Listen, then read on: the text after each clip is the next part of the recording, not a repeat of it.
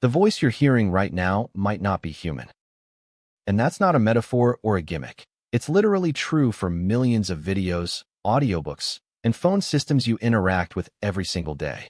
The gap between synthetic and human speech has collapsed so fast that even audio engineers are getting fooled in blind tests.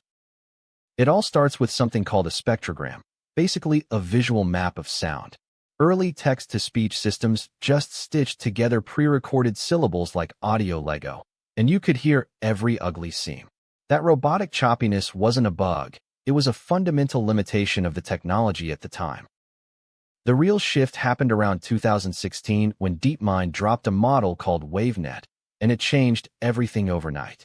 Instead of stitching clips, WaveNet learned to generate audio one tiny sample at a time. We're talking 24,000 individual data points per second, by studying the raw waveforms of real human voices at a microscopic level. Here's the wild part. WaveNet didn't just learn words. It learned the texture of breath, the slight tension in vowels, the way a human voice softens at the end of a sentence when the speaker is tired or relaxed. That's not programming. That's pattern recognition operating at a scale no human engineer could manually code. But here's where it gets wild. The model had one massive problem. It was so computationally expensive that generating 1 second of audio took about 90 minutes of processing time. Basically unusable in the real world, brilliant on paper, completely impractical for anything commercial. So engineers flipped the approach using something called parallel WaveNet, a student-teacher architecture where the slow original model trained a faster secondary model to mimic its output. The result was audio generation that was 1,000 times faster with almost no quality loss, which finally made real-time synthesis actually viable. Now let's talk about prosody, because this is the invisible ingredient most people never think about. Prosody is the rhythm, stress, and intonation of speech, the stuff that makes a question sound like a question, or lets you tell someone is excited before they even finish their sentence. Getting prosody right is what separates voices that sound alive from voices that sound like a GPS. Training these models requires absolutely massive datasets.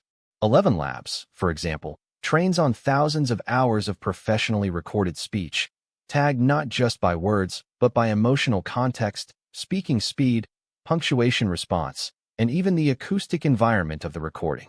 That level of annotation is ungodly expensive and time-consuming to produce. Here's a number that should stop you cold. Some modern TDS models have over 600 million parameters. For context, the human brain has roughly 86 billion neurons.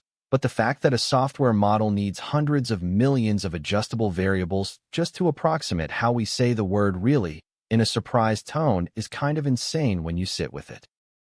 One of the sneakiest breakthroughs was something called attention mechanism, borrowed directly from the same transformer architecture that powers large language models like GPT. Attention lets the model look at the entire sentence at once before deciding how to pronounce any single word, so it understands context before it speaks, exactly like you do. Think about the word red, past tense versus present tense, same spelling, completely different pronunciation.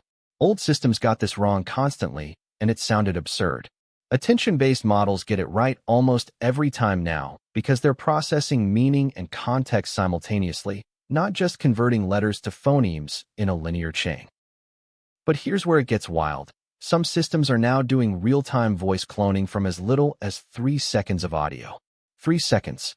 Companies like Resemble AI and 11 Labs can capture the fundamental characteristics of a voice, its formant frequencies, its pitch baseline, its breath patterns, and reproduce them with startling accuracy from almost no source material.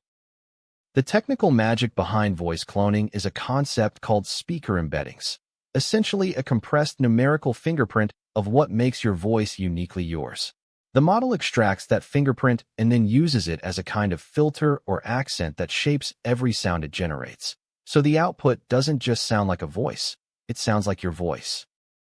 What's the actual acoustic difference between a cloned voice and a real one right now? Trained listeners can still detect artifacts, tiny inconsistencies in formant transitions, slightly unnatural micropauses, or what engineers call oversmoothing, where the voice is too consistent and lacks the tiny imperfections real humans have. Real voices are gloriously messy. Synthetic ones are still slightly too clean. Here's where it gets genuinely philosophical. Researchers are now deliberately injecting noise, hesitations, and random variations back into synthetic voices to make them sound less perfect. We've built something so capable that we have to deliberately break it a little to make it feel real. That's a wild place to be as a species. Emotional expressiveness is the current frontier, and it's brutally hard to crack. Saying something sarcastically isn't just about pitch. It involves timing, emphasis, slight pitch instability, and an almost imperceptible breathiness that human listeners read instantly. Current models can do scripted emotion reasonably well, but spontaneous, contextually driven emotional shifts are still mostly beyond them. One approach gaining serious traction is using large language models to predict not just what to say, but how it should be said, emotionally. The LLM reads the script, tags each sentence with an emotional weight and delivery style, and passes those instructions to the speech synthesis engine as metadata. It's like having a director whispering in the voice's ear. But here's where it gets wild. Some researchers are training models on MRI scans of human vocal tracts while speaking to understand the physical geometry of sound production.